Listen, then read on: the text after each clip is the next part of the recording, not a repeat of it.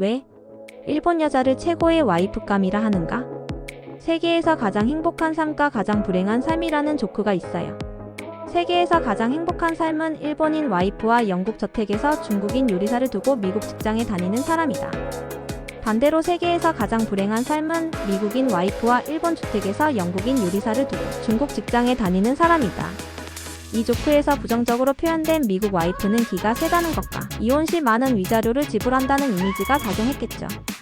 행복한 삶에서 나오는 일본 여자는 남편에게 순종하고 잘 섬긴다는 이미지가 각인되어 있어서 그럴 거예요.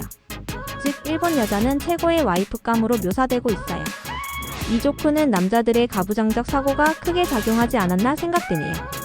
그래서 남자의 순종적인 이미지를 가진 일본 여자를 최고의 와이프감으로 생각한다는 거지요.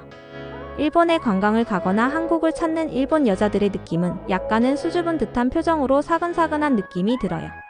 인사를 할 때면 허리 숙여 반복적으로 수없이 많이 인사를 해요. 또 일본의 드라마나 영화에서 등장하는 일본 여자의 이미지는 항상 웃으며 연신 고개를 숙이며 고분고분한 이미지로 비춰지죠. 에도 시대의 사무라이가 나오는 드라마를 보면 무릎을 꿇고 남자를 맞이하죠. 또 드라마나 영화 등에서 보면 집에 손님이 찾아오면 현관 앞에서 무릎을 꿇고 정중하게 인사하는 장면을 볼 수 있어요. 저도 일본인 집을 방문했을 때 저보다 나이 드신 분이 무릎을 꿇고 정중히 인사하는 것을 보고 적잖게 당황한 적이 있어요. 그리고 웃는 표정을 하며 갸느다란 목소리로 소호데스네, 스고이를 연발하며 맞장구를 잘 쳐주기도 하죠.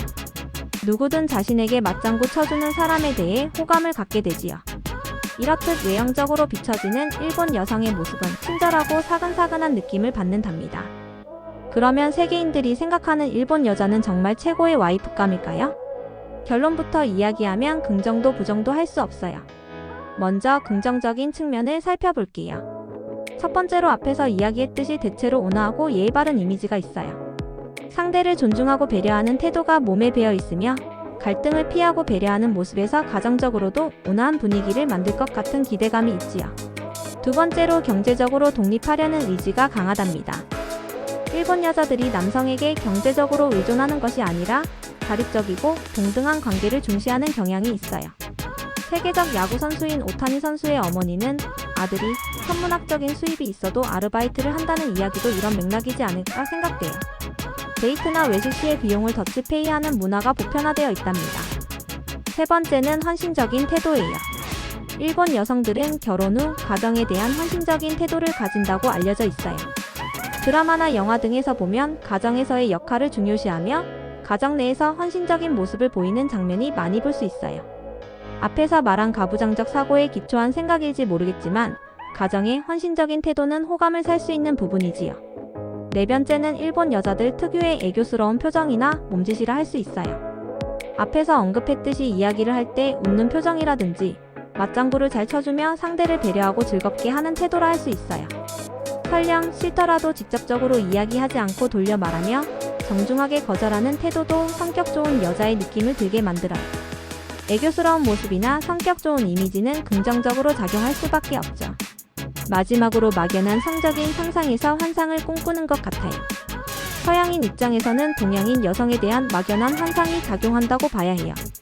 그리고 일본에서 유통되던 성인용 비디오가 다른 나라로 퍼지면서 성적인 면이 부각되어 환상을 꿈꾸는 측면이 있다고 생각해요. 이건 말 그대로 상상의 나래를 편 환상일 뿐이죠. 부정적인 측면에서 살펴볼게요. 첫 번째는 속마음인 혼내와 겉으로 표현하는 다테마에를 들 수 있어요. 겉으로는 친절하고 사근사근하지만 속마음은 다르다는 점이에요.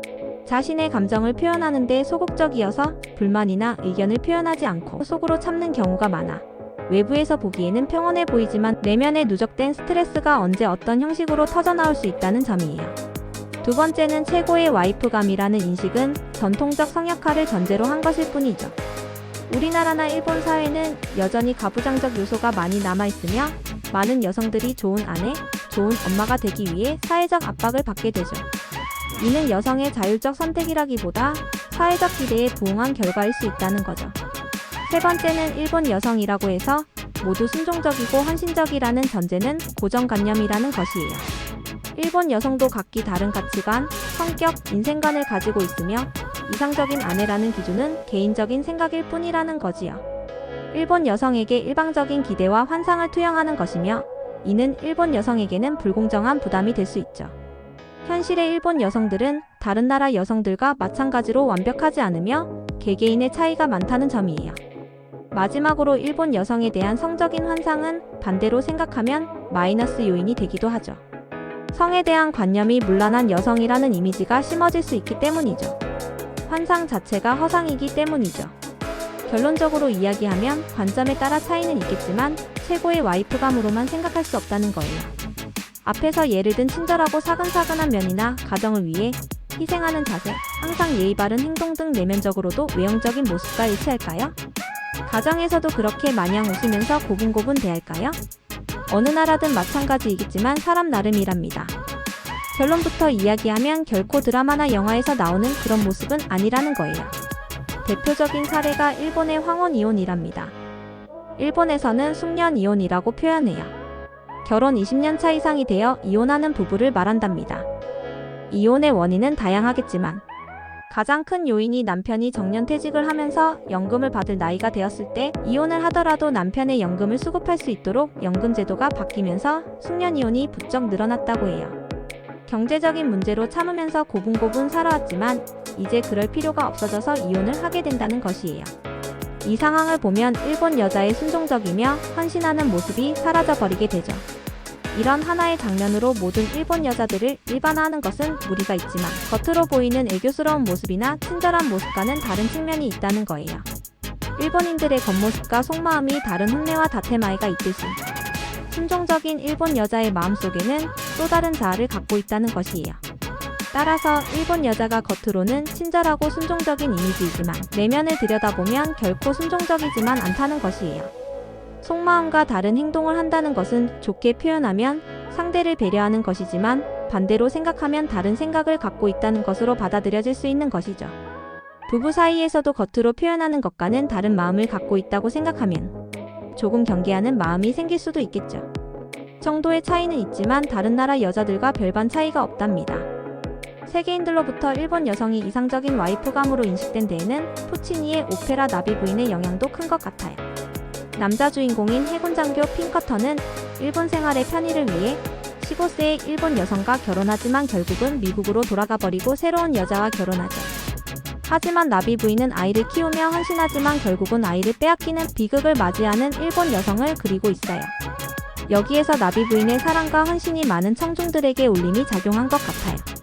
일본 지인들에게 아내에 대해 순종적이며 헌신적이냐고 물어보면 절대 그러지 않다고 손사래를 치며 무섭다고 말하는 사람도 많답니다. 술자리에서 장난기가 섞인 경우도 있지만 실제 그러한 마음을 표현하기도 하지요. 일본의 이혼율이 높은 것도 이를 증명하는 것이 아닐까요?